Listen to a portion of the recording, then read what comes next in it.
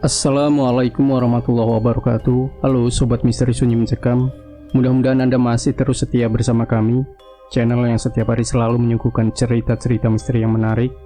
Dan untuk kali ini kami sudah menyiapkan sebuah kisah misteri yang berjudul Pabrik Tekstil yang Memakan Tumbal. Panggil saja aku Bejo, anak ketiga dari 5 bersaudara. Aku tinggal di salah satu kota pinggiran di Pulau Jawa. Di kota ini terdapat sebuah pabrik tekstil, anak cabang sebetulnya.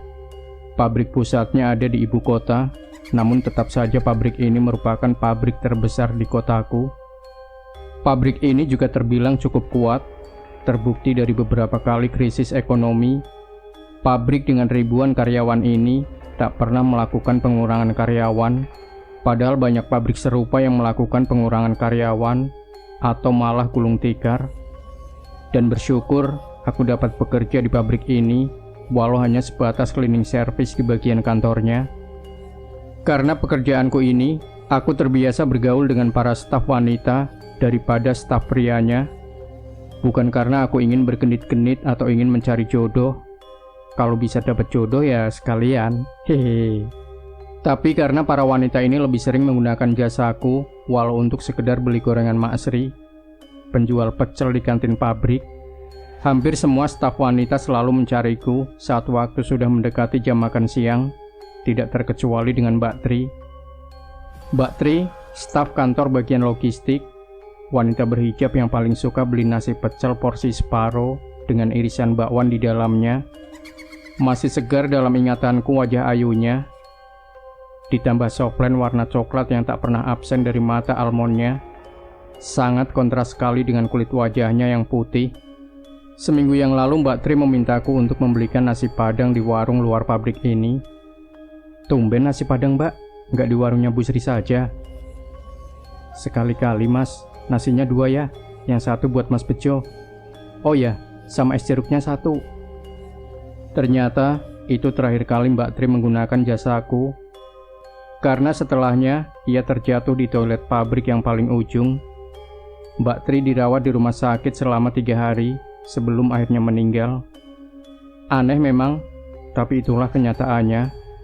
Kalau aku tidak salah mengingat, minimal ada 2 karyawan pabrik yang meninggal setiap tahun. Sudah jadi rahasia umum memang tentang keangkeran pabrik ini, terutama toilet pabrik yang paling ujung. Banyak karyawan yang masuk ke toilet itu berakhir dengan kesurupan. Selain itu banyak sosok-sosok lain yang menghuni pabrik ini. Kuntilanak merah yang selalu lalang di koridor, lelaki berwajah rusak yang selalu mencari tangannya. Belum lagi penghuni pohon dekat parkiran.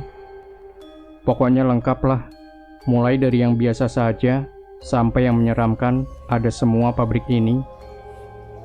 Tapi semua itu tidak menyurutkan niat kami dalam mencari rezeki untuk menafkahi keluarga dengan jalan yang halal.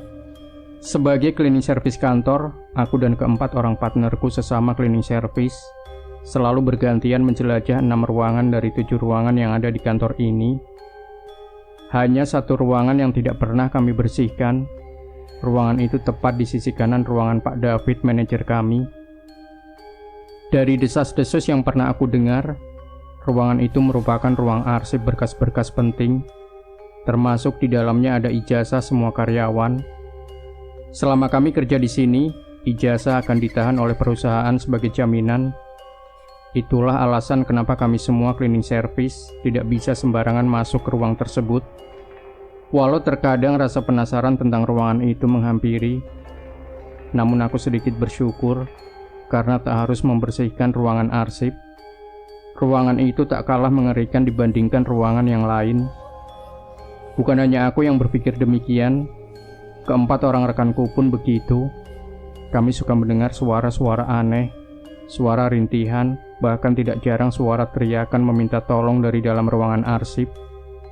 Tapi kami tidak mau ambil resiko dengan melanggar perjanjian yang sudah kami sepakati. Lagi pula, kami tidak mau nasib kami sama dengan Pak Imam. Pak Imam, satpam di gerbang 1 yang telah menghabiskan hampir 10 tahun di pabrik ini, di PHK tanpa pesangon, hanya karena terlibat percakapan dengan salah seorang pelamar kerja. Aku ingat betul waktu Pak Imam cerita padaku tentang apa yang membuatnya dipecat dari pabrik. Pak, saya titip lamaran. Katanya suruh nitipin di pos satpam, Pak. Iya, Mas. Letakkan di situ saja. Saya numpang istirahat sebentar di sini ya, Pak. Oh, iya silakan. Saya bawa masuk lamaran Mas dulu ke dalam. Iya, Pak, terima kasih. Setelah membawa surat lamaran si pemuda itu, Pak Imam kembali ke pos jaganya dan berbincang dengan pemuda itu, menanyakan asal-usul pemuda itu dan bagian apa yang hendak dilamarnya. Masnya anak nomor berapa? Tanya Pak Imam. Saya bontot, Pak, nomor 3. Kakak-kakak saya sudah pada menikah semua. Mas anak ketiga. Mas, kalau kamu anak ketiga, saran saya mendingan jangan ngelamar kerja di sini. Bahaya, Mas. Percaya saya. Ujar Pak Imam sambil setengah berbisik. Kok gitu, Pak? Sudah, percaya saya. Saya sudah 10 tahun kerja di sini, Mas. Sudah paham seluk-beluk pabrik ini. Kasihan orang tuamu kalau kamu kenapa-napa, Mas. Lanjut Pak Imam masih dengan berbisik. Tapi sayangnya, Pak Imam lupa kalau di sana masih ada rekan kerjanya yang biasa dipanggil Jangkrik. Jangkrik yang memang tipikal orang yang suka cari muka di depan para atasan, mencuri dengar percakapan Pak Imam dan melaporkannya pada Pak Eko. Hasilnya, Pak Imam dipecat. Namun untungnya si pelamar kerja tidak jadi masuk kerja di pabrik berkat Pak Imam. Balik tentang ruang arsip, pernah suatu kali aku melihat karyawan di sini yang kebetulan aku kenal ada di dalam ruang itu. Aku hendak menghampirinya dan bertanya kenapa dia ada di ruangan itu. Bejo, ngapain kamu di situ? Pak Eko mengagetkanku ketika aku hampir sampai di depan pintu. Pak Eko salah satu asisten Pak David, bisa dibilang orang kepercayaannya. Enggak, Pak. Tadi saya lihat ada yang masuk ke ruangan ini, Pak. Ya sudah, tolong bersihkan ruangan desain. Ada tinta tumpah di sana. Iya, Pak. Ingat, jangan masuk tanpa izin. Kamu bisa dituntut karena melanggar perjanjian kontrak kerja. Iya, Pak. Saya pamit dulu. Aku yang hanya lulusan SMA harus berhadapan dengan hukum dan melawan orang-orang kelas atas, berduit dan berpendidikan. Ciut seketika nyaliku ketika mendengar gertakan dari Pak Eko. Di jalan menuju ruangan yang tadi diberitahukan oleh Pak Eko, aku meyakinkan diri kalau aku tidak salah lihat, dan sekujur bulu di tubuhku langsung meremang ketika aku mengingat orang yang kulihat tadi di ruang arsip. Orang itu sudah meninggal 6 bulan yang lalu. Hampir sepekan ini aku selalu mimpi buruk, digemblokin si kuntilanak merah, dikejar bayangan hitam, dan mimpi yang menyeramkan lainnya. Seminggu ini juga sering sekali terdengar suara burung gagak, sesekali memekikkan suaranya di tengah malam, buat aku selalu bergidik.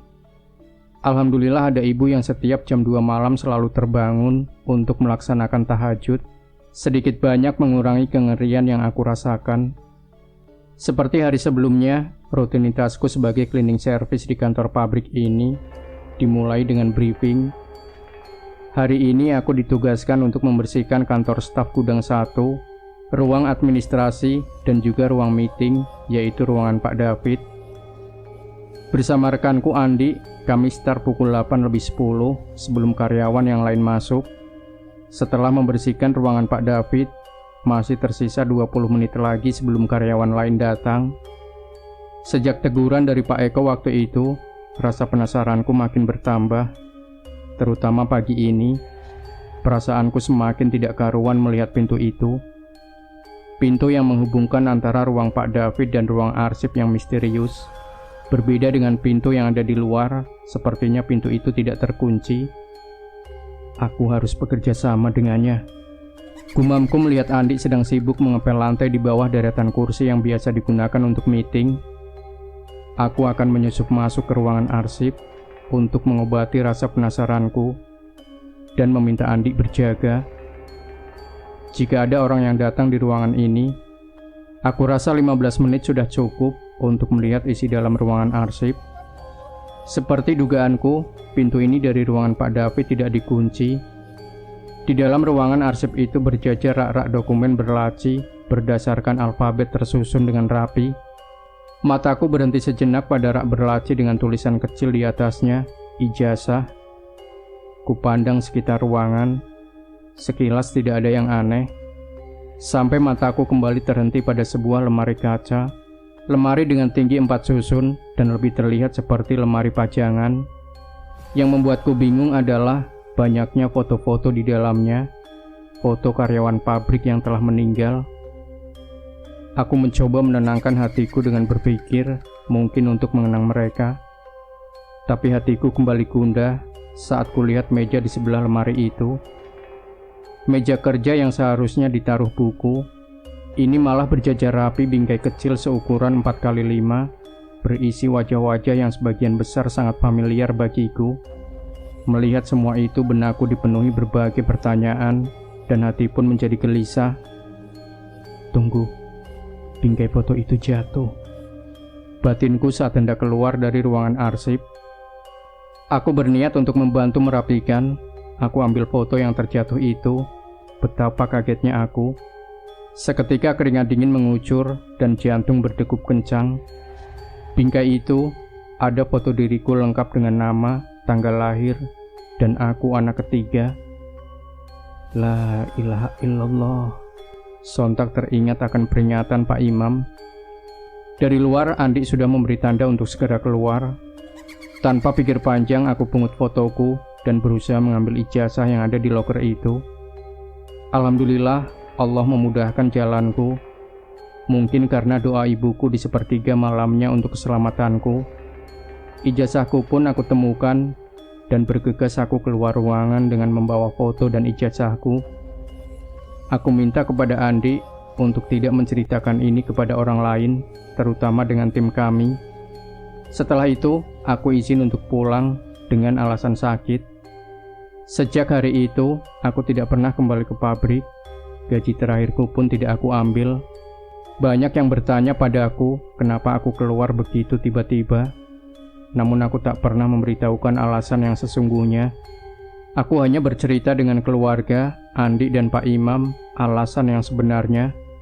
Aku juga sudah memutuskan untuk merantau keluar kota ikut suami budiku. Berita terakhir yang aku dengar dari Andi, selang sekitar 3 bulan sejak kepergianku, ada karyawan yang meninggal lagi. Dan kalian tahu, itu adalah karyawan yang fotonya berada tepat di samping kiri dari fotoku di meja itu. Demikian sepenggal kisah dari Bejo, si pria beruntung dan senantiasa dilindungi yang nyaris saja jadi korban tumbal. Jangan lupa tinggalkan komentar Anda, like, share video ini, subscribe channel Sunyi Mencekam, dan kembali nantikan cerita-cerita misteri terbaru dari kami. Wassalamualaikum warahmatullahi wabarakatuh.